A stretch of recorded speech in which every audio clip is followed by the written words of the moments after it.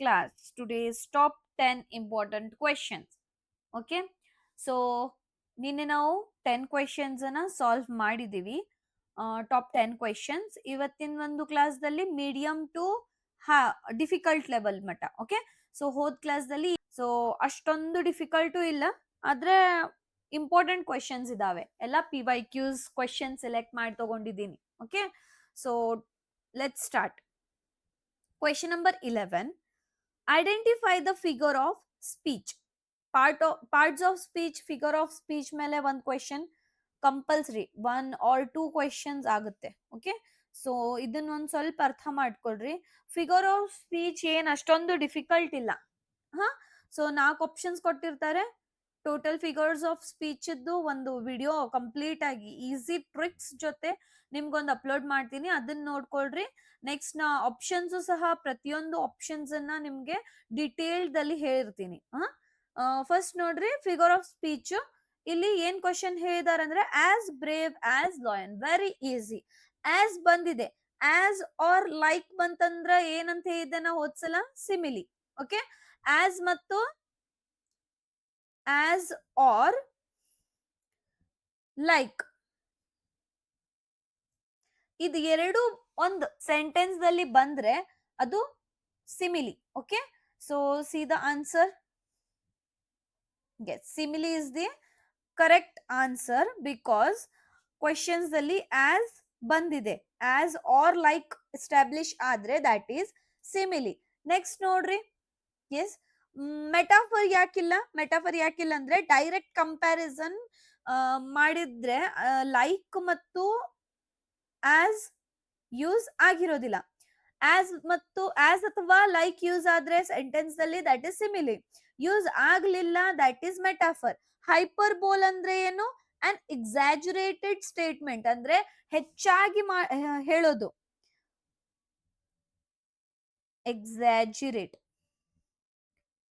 Exaggerate ಮಾಡಿ ಹೇಳೋದು sentence ಅನ್ನ.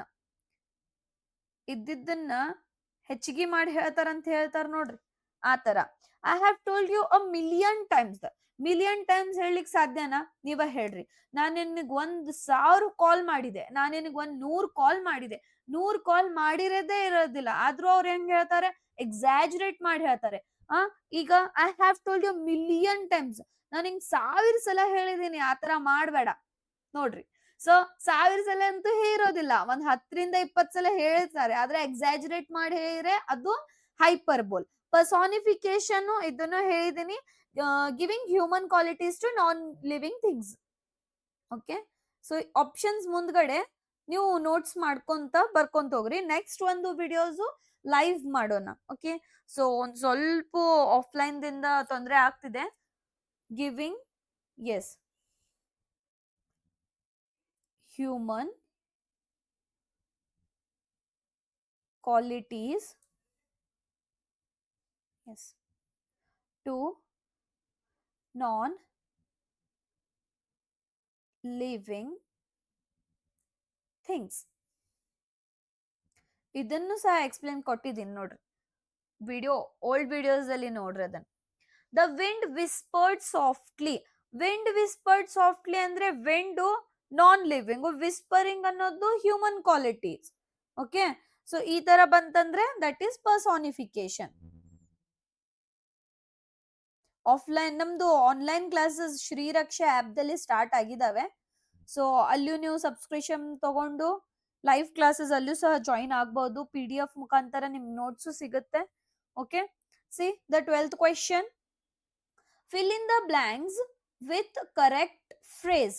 The fireman managed to dash the fire after 2 hours. Okay, so option A put out, option B put off, option C put down, option D put away. 4 option ದಲ್ಲಿ ಇಲ್ಲಿ correct phrase ಯಾವ್ದು select ಆಗುತ್ತೆ? The fire man manage to dash the fire after 2 hours. ಏನ್ ಮಾಡಿದ್ದಾನೆ? Put out ಮಾಡಿದಾನೋ, put off ಮಾಡಿದಾನೋ, put down ಮಾಡಿದಾನೋ, put away ಮಾಡಿದಾನೋ? ಅದಕ್ಕೆ ನಿಮ್ಗೆ ಇವು 4 ಆಪ್ಷನ್ಸ್ ಗೊತ್ತಿರ್ಬೇಕು. 4 ಆಪ್ಷನ್ಸ್ ನೆಕ್ಸ್ಟ್ ಒಂದು ಕ್ವಶನ್ಸ್ ದಲ್ಲಿ ರಿಪೀಟ್ ಆಗ್ತವೆ. ಅದಕ್ಕೆ ನಿಮ್ಗೆ ಆಪ್ಷನ್ಸ್ ಗೊತ್ತಿದ್ರೆ ನೀವು ಕ್ವಶನ್ ಅನ್ನ ಅರ್ಥ ಮಾಡ್ಕೊಂಡು ನೀವೇನಾದ್ರೂ ಆರಾಮ್ಸೆ ಆನ್ಸರ್ ಅನ್ನ ಮಾಡ್ಬೋದು. Put out is the correct answer actually. Okay, see, put out ಎದಕ್ಕೆ ಯೂಸ್ ಮಾಡ್ತಾರೆ? To publish or release. ನಾ ಶಾರ್ಟ್ ಕಟ್ ಆಗಿ ಬರ್ಸಿರ್ತೀನಿ, ನೀವು ನಿಮ್ ಸೆಂಟೆನ್ಸ್ ದಲ್ಲಿ ಬರ್ಕೊಳ್ರಿ. ಯಾಕಂದ್ರೆ ನಾ ಡಿಟೇಲ್ಡ್ ಬರ್ಸ್ಕೊಂತ ಹೋದ್ನೆ ಅಂದ್ರೆ ಟೈಮ್ ಸಾಲೋದಿಲ್ಲ. Okay,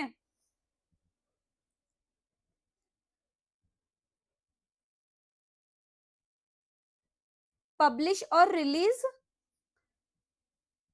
something. ಏನಾದ್ರೂ ಪಬ್ಲಿಷ್ ಮಾಡೋದು ಅಥವಾ ರಿಲೀಸ್ ಮಾಡೋದು, ದಟ್ ಈಸ್ ಪುಟ್ ಔಟ್ ಅಂತ ಹೇಳ್ತಾರೆ. ಪುಟ್ ಆಫ್ ಅಂದ್ರೆ ಟು ಪೋಸ್ಟ್ಪೋನ್ ಅಥವಾ ಡಿಲೇ ಸಮಥಿಂಗ್, ಡಿಲೇ ಮಾಡೋದು. ಏನಾದ್ರೂ ಸೆಂಟೆನ್ಸ್ ಅಲ್ಲಿ ಡಿಲೇ ಅನ್ನೋದಂತಹ ವರ್ಡ್ ಸಿಮಿಲರ್ ಸಿನಾನಿಮ್ ಇತ್ತಂದ್ರೆ ದಟ್ ಈಸ್ ನೀವು ಪುಟ್ ಆಫ್ ಯೂಸ್ ಮಾಡ್ರಿ. ಪುಟ್ ಡೌನ್ ಅಂದ್ರೆ ಯಾವಾಗ ಏನಾದ್ರೂ ಬರೆಯೋದ್ವಾಗ ರೈಟ್ ಇಟ್ ಡೌನ್, ರೈಟ್ ಅಂದ್ರೆ ಪುಟ್ ಡೌನ್ ಯೋರ್ ನೇಮ್ ಹಿಯರ್ ಅಂತ ಹೇಳ್ತಾರಲ್ಲ ಆ ತರ. ಅಥವಾ ಪ್ಲೇಸ್ಗೆ ಅಥವಾ ಯಾರ್ದಾದ್ರೂ ಇನ್ಸಲ್ಟ್ ಈ ಪುಟ್. ಓಕೆ, ಸೊ ಈ ಒಂದು ಯೂಸ್ ದಲ್ಲಿ ಯೂಸ್ ಮಾಡ್ತಾರೆ. ಪುಟ್ ಅವೇ ಅಂದ್ರೆ ಏನಾದ್ರೂ ನಿಮ್ದು ವಸ್ತು, ಯಾವ್ದಾದ್ರು ವಸ್ತು ಪ್ರಾಪರ್ ಪ್ಲೇಸ್ ದಲ್ಲಿ ಇಡೋದು ಆಫ್ಟರ್ ಯೂಸಿಂಗ್. ಓಕೆ, ಯಾವ ರೀತಿ ಬರೆಯೋಣ? Yes, to keep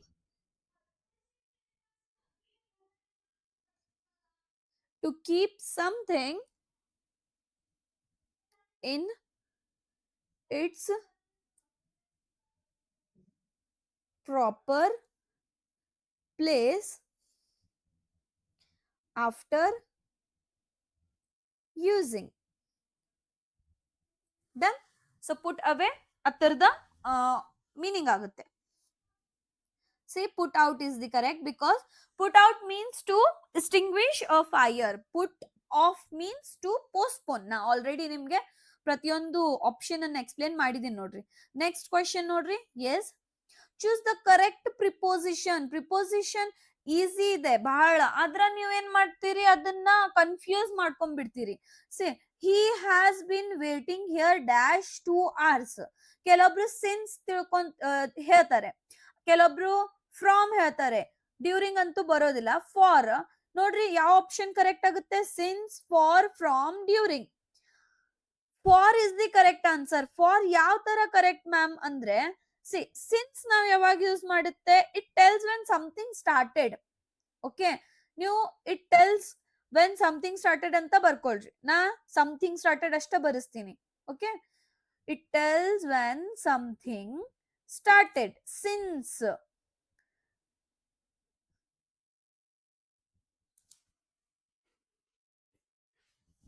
the school was there since 1998. since start ಆಗಿದ್ದು. ಓಕೆ, ಫಾರ್ ಯಾವಾಗ ಯೂಸ್ ಮಾಡುತ್ತೆ? It tells how long he waited, like this. Oh, it tells how long. ಅಥವಾ duration ಬಗ್ಗೆ. ಅದಕ್ಕ ನಾವು ಈ ಆಪ್ಷನ್ ಅನ್ನ ಸೆಲೆಕ್ಟ್ ಮಾಡಿದೀವಿ. ಹಿ has been waiting here 2 hours. For 2 hours duration ಅನ್ನು ಹೇಳ್ತಾ ಇದ್ದಾರೆ. ನೆಕ್ಸ್ಟ್, ಫ್ರಾಮ್ ಅಂದ್ರೆ indicates beginning, starting. Okay, beginning, starting, place, time, origin, ಈ ತರ.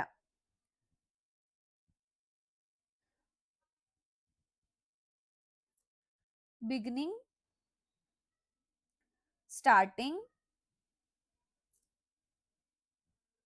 of a place, time or origin. I am from ಅಂತ ಹೇಳ್ತಾರಲ್ಲ ಆ ತರ. ಡ್ಯೂರಿಂಗ್ ಅಂದ್ರೆ within a period or time, event. Within a period of event. Okay, so here the correct answer is for. Okay, let's see the explanation. Yes, for, the preposition for is utilized to denote a complete duration of period of time, which is 2 hours. Let's see the 14th question. Choose the correct article. Yes, article is very important topic. ನಾ ಇವತ್ತು ತಗೊಂಡಿದಂತ ಎಲ್ಲಾ topics ಸಹ important ಇದಾವೆ, ಎಲ್ಲ ಸಹ different categories ದಲ್ಲಿ ಬರುತ್ತೆ. Grammar ಅದ್ದು ಎಲ್ಲ ಡಿಫ್ರೆಂಟ್ ಕ್ಯಾಟಗರೀಸ್ ದಲ್ಲಿ ಬರ್ತಾವೆ. ಓಕೆ, ಸೊ ಅದನ್ನ ಕಂಪ್ಲೀಟ್ ನೀವು ನೋಟ್ ಡೌನ್ ಮಾಡ್ಲೇಬೇಕು. ನೋಟ್ ಡೌನ್ ಮಾಡಿದ್ರೆ ಸಹ ನೀವು ಅವಾಗ ನೀವು ಕರೆಕ್ಟ್ ಆಗಿ ಆನ್ಸರ್ಸ್ ಮಾಡ್ತೀರಿ. ಹಾ, ಜಸ್ಟ್ ವಿಡಿಯೋ ನೋಡೋದು ಬಿಡೋದು ಅದರಿಂದ ನಿಮ್ದು ಏನೂ ಸಕ್ಸಸ್ ಆಗಲ್ಲ. he wants to become dash engineer. he wants to become article use ಮಾಡಬೇಕು. a engineer, an engineer, the engineer, no article. The sentence itself is correct, means he wants to become engineer. ಇಷ್ಟ correct ಐತ್ರಿ. Article ಬೇಕಾಗಿಲ್ಲ ಅಂದ್ರೆ no article select ಮಾಡ್ರಿ. But article ಬೇಕು, because ಈಸಿಯಾಗಿ ನಿಮ್ಗೆ ಗೊತ್ತಾಗುತ್ತೆ. ಇದನ್ನ ಆರ್ಟಿಕಲ್ಸ್ ಒಂದ್ ಸ್ವಲ್ಪ ಒಳಗೆ ಹೇಳ್ತೀನಿ ನೋಡ್ರಿ. An is the correct answer here. Become an engineer. Why because ನೀವ್ ಹೇಳ್ತಾ ಇರ್ಬೇಕು ವೋವೆಲ್ ಬಂದಿದೆ ರೀ, ಅದಕ್ಕ A E I O U ದಲ್ಲಿ ಇ ಬಂದಿದೆ. ವೋವೆಲ್ ಬಂತಂದ್ರೆ ನಾವು ಆನ್ ಯೂಸ್ ಮಾಡ್ತೀವಿ. ದೆನ್ ಕಾನ್ಸೋನೆಂಟ್ಸ್ ಬಂದ್ರಂದ್ರೆ ನಾವು ಕಾನ್ಸೋನೆಂಟ್ಸ್ ಬಂದ್ರೆ ನಾವು ಎ ಯೂಸ್ ಮಾಡ್ತೀವಿ. ಆಮೇಲೆ ಸ್ಪೆಸಿಫಿಕ್ ಆಗಿ ನಾವು ಹೇಳೋದಿದ್ರೆ ಮಿಸ್ ನಾವು ದ ಯೂಸ್ ಮಾಡ್ತೇವ್ರಿ ಅಂತ ಹೇಳತ್ತೀರಿ. ಕರೆಕ್ಟ್ ಐತಿ. ಆದ್ರ ಒಂದ್ ತಲೆ ಒಳಗೆ ಇಟ್ಕೊಳ್ರಿ, ನಾವ್ ಯಾವಾಗೂ ಆರ್ಟಿಕಲ್ ಸೆಲೆಕ್ಟ್ ಮಾಡೋವಾಗ ಸ್ಪೆಲ್ಲಿಂಗು ವರ್ಡ್ ನೋಡೋದಿಲ್ಲ. ಸ್ಪೆಲ್ಲಿಂಗ್ ವರ್ಡ್ ನೋಡಿ ಮಾಡ್ಬೇಡ್ರಿ. Which is matters is sound matters. Okay, sound matter ಆಗುತ್ತೆ. ಯಾಕಂದ್ರೆ ಈಗ ನೋಡ್ರಿ, ಒಂದ್ ಎಕ್ಸಾಂಪಲ್ ನಿಮ್ಗೆ ಕೊಟ್ಟು ಹೇಳ್ತೀನಿ ನಾ. ಯೂನಿವರ್ಸಿಟಿ. ಈಗ ನನಗೆ ಹೇಳ್ರಿ, ಯು ಅನ್ನೋದು ವೋವೆಲ್ ದಲ್ಲಿ ಬಂದಿದೆ, ಆದ್ರೆ ನಾವು ಆನ್ ಯೂನಿವರ್ಸಿಟಿ ಹೇಳೋದಿಲ್ಲ, ಅ ಯೂನಿವರ್ಸಿಟಿ ಹೇಳ್ತೀವಿ. ಯಾಕೆ? ಯೂನಿವರ್ಸಿಟಿ ಅನ್ನೋದು ನಾವು ಅಂತೀವಿ. ಯಾಕಂದ್ರೆ ವೈ ಯು ದಿಂದ ನಾವೇನ್ ಮಾಡ್ತೀವಿ, ಸೌಂಡ್ ಪ್ರೊಡ್ಯೂಸ್ ಆಗುತ್ತೆ. ದಟ್ ಈಸ್ ವೈ ಆರ್ಟಿಕಲ್ಸ್ ದಲ್ಲಿ ಸೌಂಡ್ ಮ್ಯಾಟರ್ ಆಗುತ್ತೆ, ಸ್ಪೆಲ್ಲಿಂಗ್ ಅಥವಾ ವರ್ಡ್ ಮ್ಯಾಟರ್ ಆಗಲ್ಲ. ಇದನ್ನ ತಲೆ ಒಳಗೆ ಇಟ್ಕೊಳ್ರಿ. ಇದಂತೂ ನಿಮ್ಗೆಲ್ಲರಿಗೂ ಎಸ್, ಇದಂತೂ ನಿಮ್ಗೆಲ್ಲರಿಗೂ ಗೊತ್ತಿದೆ. ಓಕೆ, ಸೊ ಆರ್ಟಿಕಲ್ಸ್ ದಲ್ಲಿ ಎರಡು ಪಾರ್ಟ್ಸ್. ಒಂದು definite article and second one is indefinite article. Definite article ಯಾವುದು? THE, the. And indefinite is a, an. ಈಗ ಆಲ್ರೆಡಿ ನಾ ಹೇಳಿದೀನಿ, and ನಾವು vowel sounds ಬಂದ್ರೆ, a ನಾವು ಕಾನ್ಸೋನೆಂಟ್ ಸೌಂಡ್ಸ್ ಬಂದ್ರೆ. ಇದನ್ ಟ್ರಿಕ್ಸ್ ಮೂಲಕ ನಾವೇನ್ ಮಾಡೋಣಂದ್ರ ಒಂದು ವಿಡಿಯೋದಲ್ಲಿ ಎಕ್ಸ್ಪ್ಲನೇಷನ್ ಮುಖಾಂತರ ಹೇಳ್ತೀನಿ ನಾ ನಿಮ್ಗೆ. ಒಂದು ಬರುವಂತ ಒಂದು ವಿಡಿಯೋದಲ್ಲಿ ಇದನ್ನ ತಿಳಿಸ್ತೀನಿ ನೋಡ್ರಿ ನಾ, ಆರ್ಟಿಕಲ್ಸ್ ಬಗ್ಗೆ. ಸೌಂಡ್ಸ್ ಯಾವ ರೀತಿಯಿಂದ ಸೌಂಡ್ಸ್ ಪ್ರೊಡ್ಯೂಸ್ ಆಗುತ್ತೆ. Yes, see the explanation here. An is the correct answer. Why? Because vowel sound is requiring use of indefinite article of an. Yes. Let's see the next question. See, level up agide, difficult level start agide questions addu. Identify the underline word. Underline word ಏನಿದೆ? Swimming is an excellent exercise ಅಂತ ಹೇಳ್ತಾ ಇದ್ದಾರೆ. Swimming ಅನ್ನೋದು ಒಂದು excellent exercise ಇದೆ ಅಂತ ಹೇಳ್ತಾ ಇದ್ದಾರೆ. ಈಗ ಸ್ವಿಮ್ಮಿಂಗ್ ಅನ್ನೋದು ಅಂಡರ್ಲೈನ್ ವರ್ಡ್ ಅನ್ನ ನಾವು ಐಡೆಂಟಿಫೈ ಮಾಡಬೇಕು. ಏನಿದೆ? ಪ್ರೆಸೆಂಟ್ ಪಾರ್ಟಿಸಿಪಲ್ ಇದೆ, ಅಥವಾ ಗಿರಂಡ್ ಇದೆ, ಅಥವಾ ಇನ್ಫಿನಿಟಿವ್ ಇದೆ, ಅಥವಾ ವರ್ಬ್ ಇದೆ. Okay, so which one is the correct? Swimming is an excellent exercise. Swimming ಅನ್ನೋದು ಎಕ್ಸಲೆಂಟ್ ಎಕ್ಸಸೈಸ್ ಇದೆ ಅಂದ್ರೆ say it is gerund. Yes, correct answer. By explanation ಹೇಳ್ತೀನಿ ನೋಡ್ರಿ. ಪ್ರೆಸೆಂಟ್ ಪಾರ್ಟಿಸಿಪಲ್ ದಲ್ಲಿ ಏನಾಗುತ್ತೆ ಅಂದ್ರೆ ING ಫಾರ್ಮ್ ಅಥವಾ ಅಡ್ಜೆಕ್ಟಿವ್ ಬರಬೇಕು. ING ವರ್ಬ್ ಫಾರ್ಮ್ ಆಲ್ರೆಡಿ ಬಂದಿದೆ. Okay, next adjective. ಇವಿ ಇದ್ರಲ್ಲಿ ಒಂದು ಇದ್ರಂದ್ರೆ ದಟ್ ಈಸ್ ಪ್ರೆಸೆಂಟ್ ಪಾರ್ಟಿಸಿಪಲ್. ಆದ್ರೆ ING ಫಾರ್ಮ್ ಜೊತೆ verb acting as a noun ಮಾಡ್ತಾ ಇದ್ರೆ ಅದು gerund. Okay, see write it down. ING form of verb ING ಇಲ್ಲ ಇದೆ. ING ಫಾರ್ಮ್ ಆಫ್ ವರ್ಬ್ ಅಂದ್ರೆ ಆಕ್ಷನ್ಸ್. ಅದೇನ್ acting like as a acting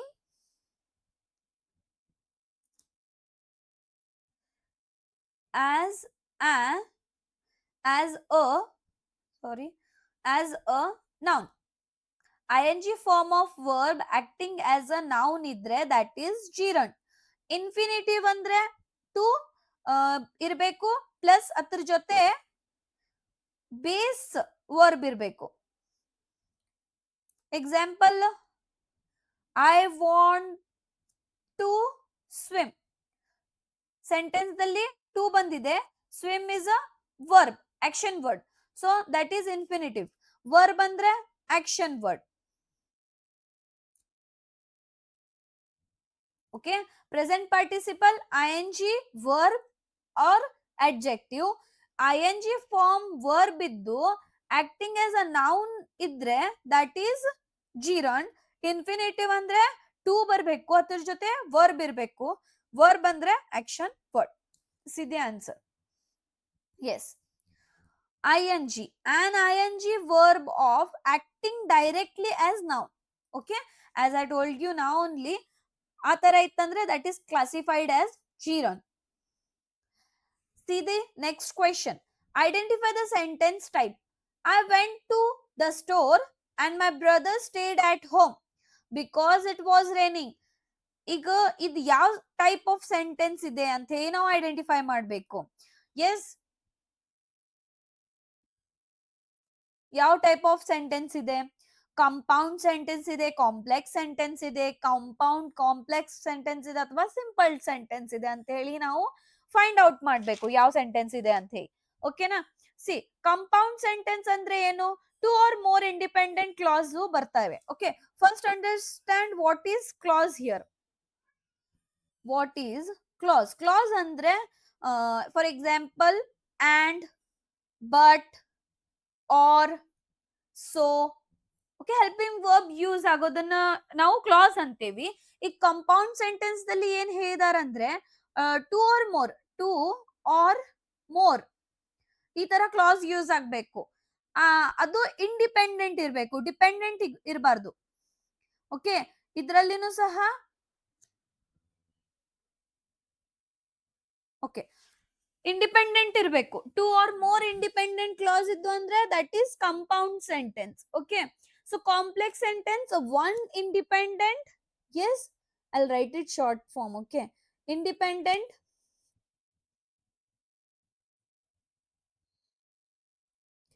yes, one independent clause iddu one dependent clause irbeku plus one dependent. ಇದನ್ನ ನಾನು ಬೇರೆ ವಿಡಿಯೋದಲ್ಲಿ ತಿಳಿಸ್ತೀನಿ ನಿಮ್ಗೆ. ಡಿಪೆಂಡೆಂಟ್ ಕ್ಲಾಸ್ ಯಾವ ತರ ಇರುತ್ತೆ ಮತ್ತು ಇಂಡಿಪೆಂಡೆಂಟ್ ಕ್ಲಾಸ್ ಯಾವ ತರ ಇರುತ್ತೆ ಅದು ಗೊತ್ತಾದ್ರೆ ನಿಮ್ಗೆ complex sentence, compound sentence, simple sentence ಅನ್ನ ನೀವು ಕ್ಲಾಸಿಫೈ ಮಾಡ್ತೀರಿ. ಓಕೆ, ಸೊ ಕಂಪೌಂಡ್ ಕಾಂಪ್ಲೆಕ್ಸ್ ದಲ್ಲಿ ಏನಿರುತ್ತೆ ಅಂದ್ರೆ ಈಗ ಇದನ್ನಷ್ಟೇ ಬರ್ಕೊಳ್ರಿ ನೀವು ಆಪ್ಷನ್ಸ್ ದಲ್ಲಿ. ಟೂ ಇಂಡಿಪೆಂಡೆಂಟ್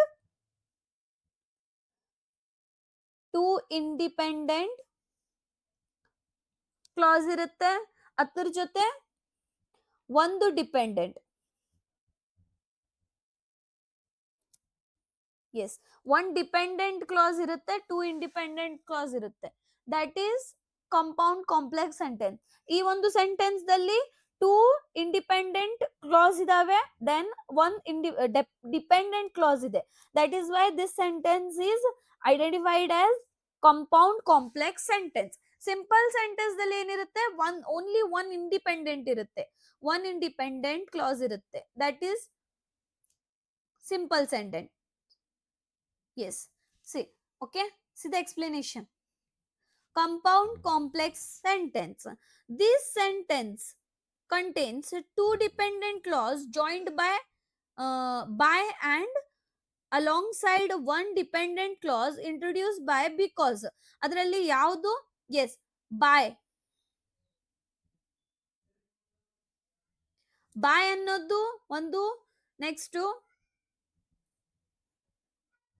ಬೈ ಅನ್ನೋದು ಒಂದು, ಪ್ಲಸ್ ಎಸ್ ಡಿಪೆಂಡೆಂಟ್ ಕ್ಲಾಸ್ ದಲ್ಲಿ ಇಂಟ್ರೊಡ್ಯೂಸ್ ಬಿಕಾಸ್ ಅನ್ನೋದು ಒಂದು ಇಂಡಿಪೆಂಡೆಂಟ್ ಇತ್ತು. Satisfy the rule of compound complex sentence. Dependent ದಲ್ಲಿ ಬಿಕಾಸ್ ಬಂತು, ಇಂಡಿಪೆಂಡೆಂಟ್ ದಲ್ಲಿ ಬೈ ಮತ್ತು ಅಂಡ್ ಅಲಾಂಗ್ ಸೈಡ್ ಬಂದು. That is why it is compound complex sentence. See the next question. What is the meaning of idiom to burn the midnight oil? ಇದೊಂದು ಗಾದೆಯ ಏನಿದೆ ಅಂತ ಹೇಗೆ ಕೇಳ್ತಾ ಇದ್ದಾರೆ ಅವರು. ಓಕೆ, ಸೊ ಇದ್ರದ್ದು ಕರೆಕ್ಟ್ ಎಕ್ಸ್ಪ್ಲನೇಷನ್ ಏನಿದೆ, ಇದ್ರ ಮೀನಿಂಗ್ ಏನಿದೆ? To waste energy needlessly, to work or study late into the night, to light up a room brightly, to cause an accidental fire. ಇದ್ರ ಮೀನಿಂಗ್ ಏನ್ ಬರುತ್ತೆ ಅಂತ ಹೇಗೆ ಕೇಳ್ತಾ ಇದ್ದಾರೆ. ನೆನಪಿಟ್ಕೊಳ್ರಿ, an idiom is a group of words. Okay, ಇಲ್ಲಿ group of words connect ಆಗಿರ್ತವೆ, whose meaning is different from the literal meaning. Literal meaning ಬೇರೆ ಇರುತ್ತೆ, ಆಮೇಲೆ ಅವರು ಕೊಟ್ಟಿರಂತಹ ಮೇನ್ ಎಕ್ಸ್ಪ್ಲನೇಷನ್ ಮಾರಲ್ ಏನಿರುತ್ತಲ್ಲ ಅದೇ ಬೇರೆ ಇರುತ್ತೆ. Okay, to burn the midnight oil ಅಂದ್ರೆ ರಾತ್ರಿ ಕುಂತು ಮಿಡ್ ನೈಟ್ ಆಯಿಲ್ ನಾವು ಬರ್ನ್ ಮಾಡ್ತಾ ಇದ್ದೀವಿ, ವೇಸ್ಟ್ ಅಂತ ಹೇಳಿ ಈ ತರ ನಾವು ನೆಗೆಟಿವ್ ಆಗಿ ಥಿಂಕ್ ಮಾಡಿ ಅದನ್ನ ಬರಿಬಾರ್ದು. To waste energy needlessly, most of the questions ಅಲ್ಲಿ ಈ ತರದ್ದೇ ನೀವು ಕನ್ಫ್ಯೂಷನ್ ಮಾಡ್ಕೊಂಡು ಆನ್ಸರ್ ಮಾಡ್ತೀರಿ, ಆದ್ರೆ ಅದನ್ನ ನೀವು ತಿಳ್ಕೊಳ್ಬೇಕು ಏನಿದೆ. To work or study late into the night. Okay, midnight ಕೆಲವೊಂದು ಅದರಲ್ಲಿ ನಮಗೆ ಆಪ್ಷನ್ಸ್ ದಲ್ಲಿ ಗೊತ್ತೇ ಆಗುತ್ತೆ. ಓಕೆ, ನಾವು ಒಂದ್ ಸ್ವಲ್ಪ ಡಿಟೇಲ್ ಆಗಿ ಡೆಪ್ತ್ ಆಗಿ ಓದಿದ್ರೆ ಅದನ್ನ ನಮ್ಗೊಂದು ಹಿಂಟ್ ಸಿಕ್ಕೇ ಬಿಡುತ್ತೆ ಅದ್ರಲ್ಲಿ. ಈಗ ನೋಡ್ರಿ, to work or study late into the night is the correct answer. ಇದನ್ನ ಯಾಕೆ ಹೇಳ್ತಾ ಇದಾರೆ ಅಂದ್ರೆ, ಹಳೆಯ ಒಂದು ಟೈಮ್ ದಲ್ಲಿ ಏನಾಗಿತ್ತಂದ್ರೆ ಲ್ಯಾಂಪ್ ತಗೊಂಡು ಅವರು ಮಿಡ್ ನೈಟ್ ದಲ್ಲಿ ಲೈಟ್ ಇರ್ಲಿಲ್ಲ first. Okay, so that time ಅವ್ರು ಏನ್ ಮಾಡ್ತಿರು, ಲ್ಯಾಂಪ್ ಮುಖಾಂತರ ಲೇಟ್ ನೈಟ್ ಸ್ಟಡೀಸ್ ಮಾಡ್ತಿರು. To burn the midnight oil, yes, to work study late into the night, ಇದರದ್ದು ಮೀನಿಂಗ್ ಇದೆ.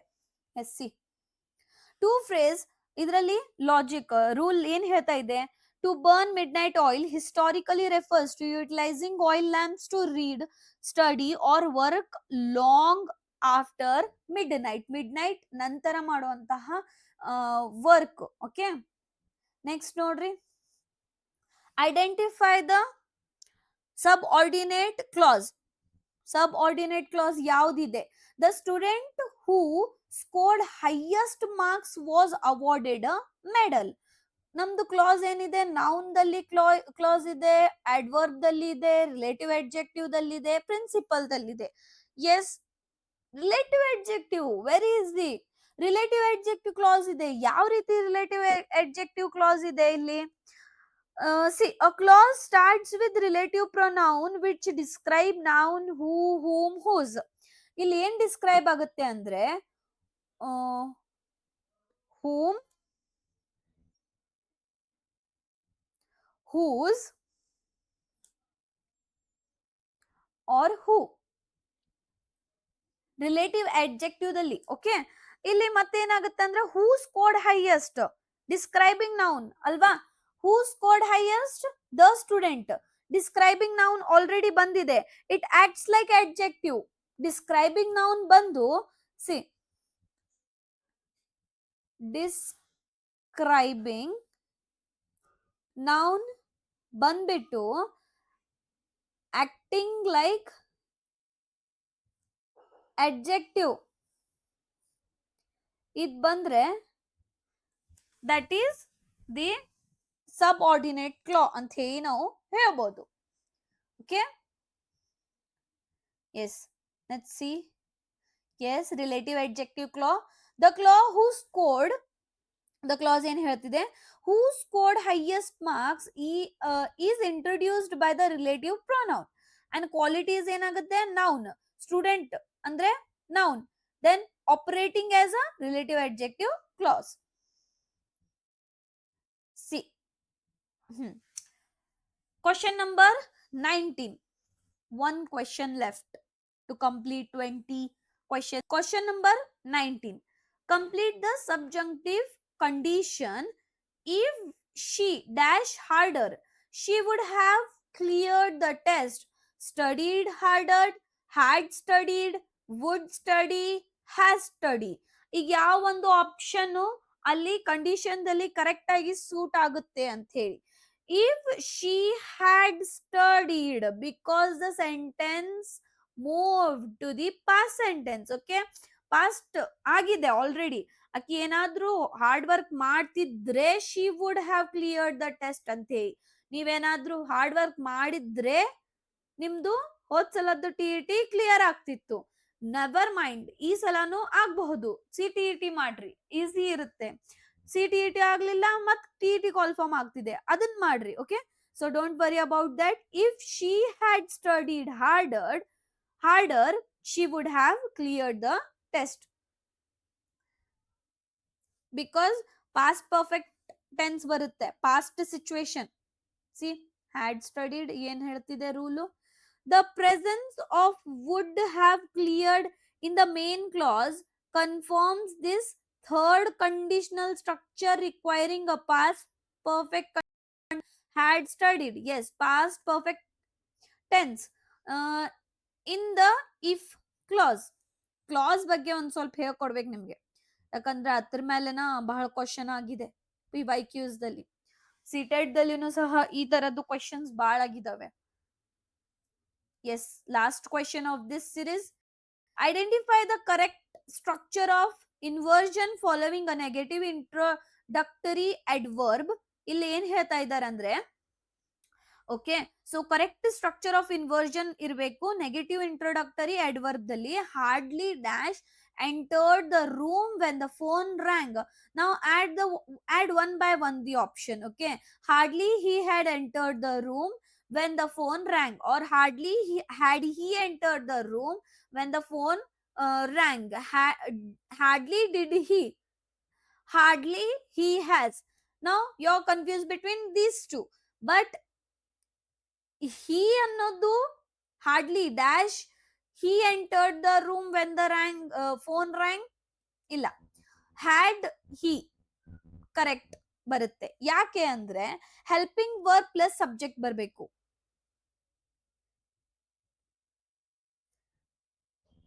ಹೆಲ್ಪಿಂಗ್ ವರ್ಬ್ ಜೊತೆ ಸಬ್ಜೆಕ್ಟ್ ಬರಬೇಕು. ಹೆಲ್ಪಿಂಗ್ ವರ್ಬ್ ಜೊತೆ ಸಬ್ಜೆಕ್ಟ್ ಬಂತಂದ್ರೆ as soon as he entered the phone rang immediately, ಈ ತರನು ಈ sentence ಅನ್ನ ನಾವು ಕನ್ವರ್ಟ್ ಮಾಡಬಹುದು. Okay, so we have completed our 20 questions today. Sorry, 10 questions today. Total ನಮ್ದು 20 ಕ್ವೆಶನ್ಸ್ ಆಗಿದಾವೆ. ಸೊ ನೆಕ್ಸ್ಟ್ ಒಂದು ಬರುವಂತಹ ವಿಡಿಯೋಸ್ ದಲ್ಲಿ ನಾವು ಲೈವ್ ಭೇಟಿ ಆಗೋಣ. ಪ್ಲಸ್ ನಾವೇನ್ ಮಾಡೋಣ ಅಂದ್ರೆ ಡೈಲಿ 10 ಕ್ವೆಶನ್ಸ್ ಸಾಲ್ವ್ ಮಾಡ್ಕೊಂತ ಹೋಗೋಣ. ರಿಮೈಂಡರ್, ಓಕೆ, ಮತ್ತೆ ಹೇಳ್ತಾ ಇದ್ದೀನಿ, ರಿಮೈಂಡರ್ ಎವ್ರಿ ಒನ್. ರಿಮೈಂಡರ್ ಏನಂದ್ರೆ, yes, please focus preparing notes by yourself. Notes ನೀವೇ ಅದನ್ನ ಎಷ್ಟು ತಿಳಿದಿದೆ ಅನ್ನೋದನ್ನ ನಿಮ್ಗೆ ಅರ್ಥ ಮಾಡ್ಕೋಬೇಕಂದ್ರೆ ನೀವು ನೋಟ್ಸ್ ಮಾಡ್ಲೇಬೇಕು. ನೋಟ್ಸ್ ಪ್ರಿಪೇರ್ ಮಾಡ್ಕೊಳ್ರಿ. Then I'll send this PDF in the WhatsApp group as well as the Telegram group. Okay, so ಯಾರು ಫ್ರೀ ಇದೀರಿ, ಇದು ಲೈವ್ ಕ್ಲಾಸ್ ನೀವು ಕೇಳಬಹುದು. ಅಥವಾ ನಿಮ್ಗೇನಾದ್ರೂ ನಾವು ಸಬ್ಸ್ಕ್ರಿಪ್ಷನ್ ತಗೊಳ್ತೀವಿ ಅಂದ್ರೆ ನಮ್ದು ಶ್ರೀರಕ್ಷೆ, ಎಸ್, ಆಲ್ರೆಡಿ ಬಹಳ ಜನ ಸಬ್ಸ್ಕ್ರಿಪ್ಷನ್ ತಗೊಂಡಿದ್ದಾರೆ. ಶ್ರೀರಕ್ಷೆ ಆಪ್ ದಲ್ಲಿ TET. Okay, so TET classes start ಆಗಿದಾವೆ. All 4 subjects. Okay, English, Kannada, CDP and social science ಎಲ್ಲಾ ಸಬ್ಜೆಕ್ಟ್ ಸ್ಟಾರ್ಟ್ ಆಗಿದಾವೆ. ಸೊ ನೀವೇನಾದ್ರೂ ನಿಮ್ಗೆ ಆಪ್ ಮುಖಾಂತರ PDF ನೋಟ್ಸ್ ಬೇಕು, ಓಕೆ, ಸೊ ನಿಮ್ ಕರೆಕ್ಟ್ ಒಂದು ದಾರಿದಿಂದ ನಾನು ಕರೆಕ್ಟ್ ಆಗಿ TET ಕ್ರ್ಯಾಕ್ ಮಾಡ್ತೀನಿ ಎಲ್ಲ ನನಗೆ ಆಗ್ಬೇಕಂದ್ರೆ ನೀವೇನ್ ಮಾಡ್ರಿ, ಶ್ರೀರಕ್ಷೆ ಆಪ್ ಅನ್ನು ಡೌನ್ಲೋಡ್ ಮಾಡ್ಕೊಳ್ರಿ. ಅದ್ರಲ್ಲಿ ನಿಮ್ ಸಬ್ಸ್ಕ್ರಿಪ್ಷನ್ ತಗೊಂಡು ನೀವು ಆರಾಮ್ಸೆ ನೀವು ಅಲ್ಲಿ ಕುಂತು ನೀವು ನಿಮ್ TET ಪ್ರಿಪರೇಷನ್ ಅನ್ನ ಸ್ಟಾರ್ಟ್ ಮಾಡಬಹುದು. Okay, so let's meet tomorrow again. Take care. Bye bye.